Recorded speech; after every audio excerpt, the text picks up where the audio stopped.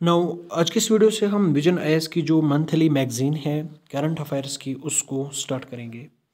Now आगे बढ़ने से पहले आपसे रिक्वेस्ट है प्लीज़ वीडियो को लाइक करना और चैनल को सब्सक्राइब करना। तो सबसे पहले हमारे पास जो पोर्शन है वो पॉलिटी एंड गवर्नेंस है। इसमें सबसे पहले हमारा टॉपिक जो है वो 50 ईयर्स ऑफ इमरजेंसी है। तो 2025 में 50 साल होते हैं नेशनल इमरजेंसी के। तो इसको प्रोक्लेम किया गया था 25 जून 1975 में, और ये 21 मार्च 1977 तक रहती है। ठीक है, एक्चुअली हमने नेशनल इमरजेंसी को 3 बार प्रोक्लेम किया था। 1962 ज्यूरिंग चाइनीज़ एग्रेशन, 1971 पाकिस्तान वार, 1975 इंटरनल डिस्टर्बेंसेस। ठीक है, तो न्यूज़ में किस वजह से है वो तो मैंने आपको बताया। Now why emergency in 1957 was imposed. Now it is a kind of internal disturbances. सबसे पहले social unrest, large scale protest, strikes, demonstration चली। तो इस वजह से क्या हुआ, इमरजेंसी को इम्पोज करना पड़ा। इकोनॉमिक क्राइसिस पोस्ट 1971 वार। ठीक है, 1971 में पाकिस्तान के साथ वार होती है, तो इस वजह से इकोनॉमिक क्राइसिस आ जाती हैं। सो economic distress including inflation, unemployment, economic stagnation जैसी चीज़ें फेस करनी पड़ती हैं, तो इमरजेंसी को इम्पोज किया जाता है।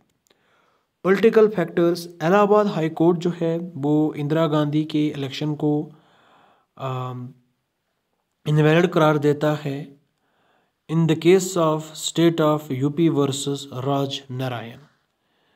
तो जो इलेक्शन था इंदिरा गांधी का, उसको इनवैलिड करार दिया किसने, इलाहाबाद हाई कोर्ट ने। Now major constitutional amendments during emergency. तो कौन से मेजर कॉन्स्टिट्यूशनल अमेंडमेंट्स हुए थे इमरजेंसी के दौरान। 38th amendment act of 1975। It buried judicial review of emergency declaration by making president's satisfaction to be final। ठीक है, जुडिशल रिव्यू को हटा दिया गया था इमरजेंसी डिक्लेरेशन को लेकर।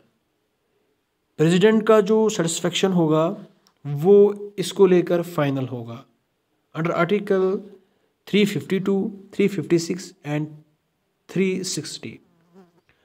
Now 39th Amendment Act 1975, इसमें जो methods of deciding election disputes उनको चेंज कर दिया गया था।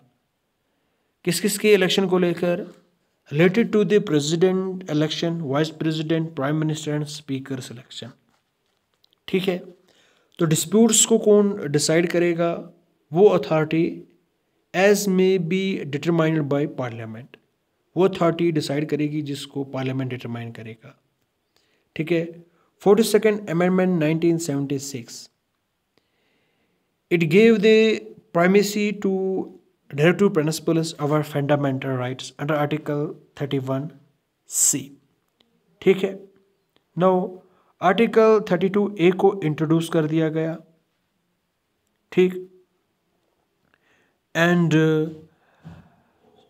हाई कोर्ट जो है उसके पावर को डिने किया to check constitutional validity of central laws.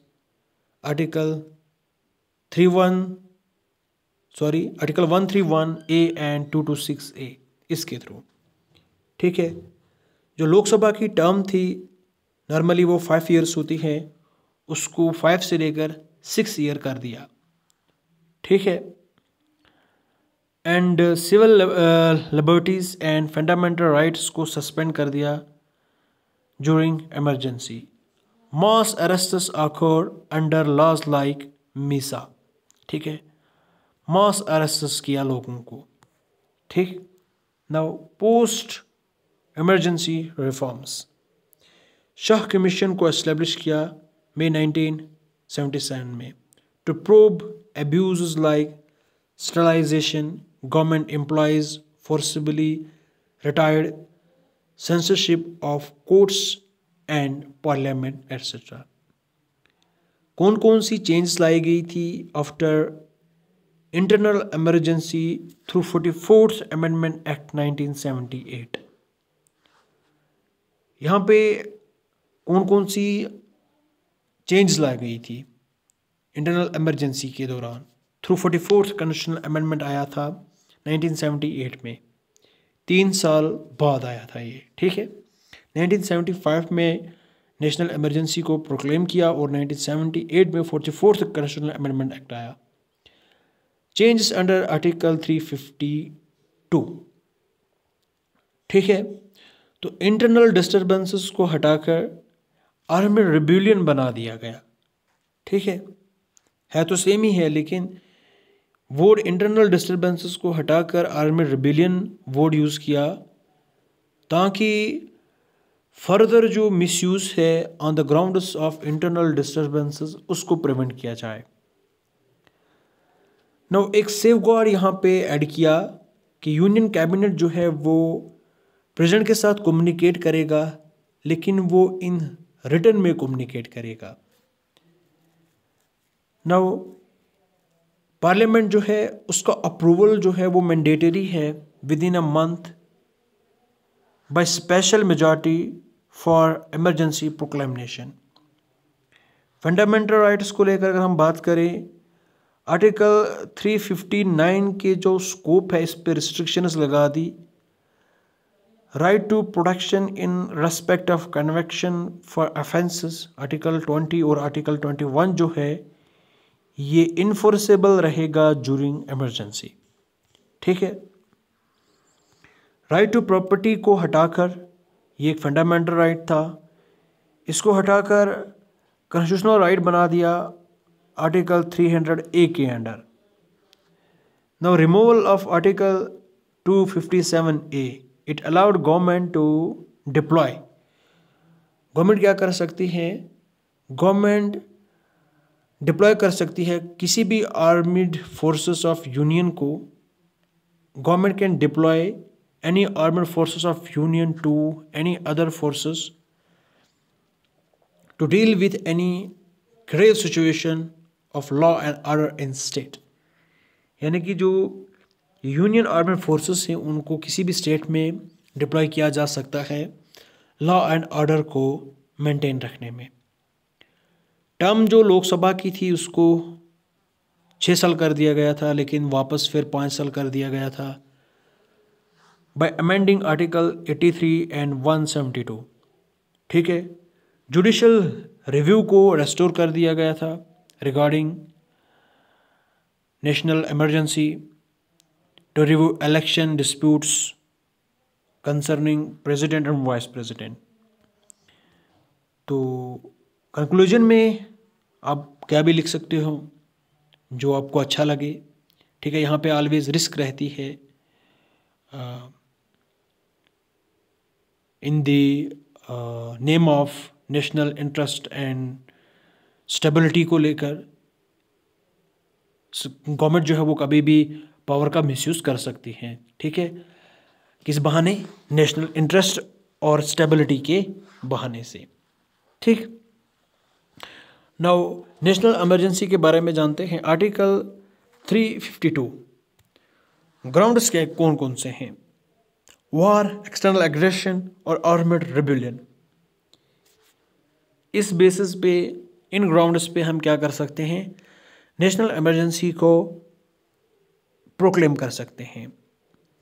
Proclamation of national emergency, president declare करता है इमरजेंसी को after receiving a written communication about cabinet's decision in favour of emergency. Cabinet जो है वो इमरजेंसी के फेवर में रिटन कम्युनिकेशन देता है किसको? प्रेसिडेंट को। और प्रेसिडेंट क्या करता है? प्रोक्लेम करता है इमरजेंसी को। दोनों हाउसेस की अप्रूवल की ज़रूरत होती है, लोकसभा और राज्यसभा दोनों हाउसेस से विद इन 1 मंथ, 1 महीने के अंदर अंदर, ठीक है। स्पेशल मेजॉरिटी की ज़रूरत होती है, 2/3 मेंबर्स वोट करने चाहिए, प्रेजेंट होने चाहिए और वोटिंग करनी चाहिए, ठीक है। ड्यूरेशन जो है one proclamation is for 6 months period. ठीक है, रिवोक जो है वो प्रेसिडेंट करता है after passing resolution from Lok Sabha. ठीक है, लोकसभा से रेजोल्यूशन पास होता है और उसके बाद प्रेसिडेंट जो है वो रिवोक करता है, ना कि राज्यसभा से। तो इफेक्ट क्या क्या है नेशनल इमरजेंसी के? सबसे पहले सेंटर स्टेट रिलेशंस। सेंटर जो है वो ऑल टाइम पावरफुल बन जाता है। तो जो भी एग्जीक्यूटिव डायरेक्शंस होती हैं स्टेट को या किसी भी मैटर को लेकर, वो सेंटर प्रोवाइड करता है।